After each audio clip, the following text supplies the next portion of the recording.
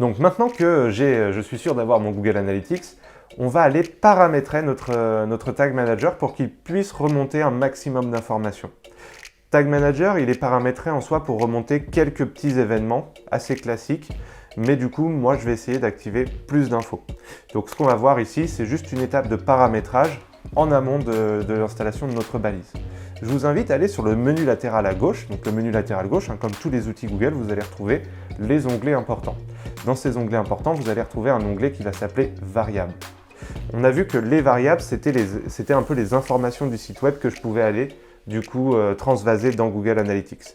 Du coup, ce qu'on va faire ici, c'est aller configurer toutes les variables dont on va avoir besoin. Donc lorsque j'arrive ici dans Variables, vous regardez, là j'ai toutes les variables qui sont activées dans mon Google Tag Manager.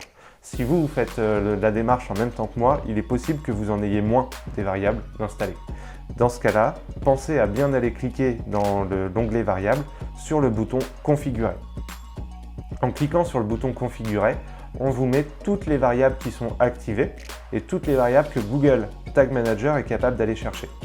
Donc dans ce cas-là, à vous ensuite, par rapport à l'événement que vous vouliez aller mesurer, regardez les variables qui peuvent être intéressantes pour vous.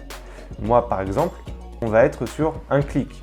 Du coup, j'ai envie de mesurer des clics, donc je vais bien m'assurer que clic élément, clic classe, clic ID, enfin, tout ce qui est marqué clic finalement est coché.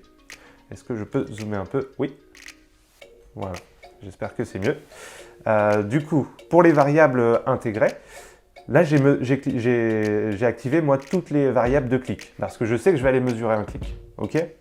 Si j'ai envie de mesurer par exemple le scroll, la profondeur de scroll, dans ce cas-là, je vais descendre un peu et on va trouver à un moment donné les variables de défilement.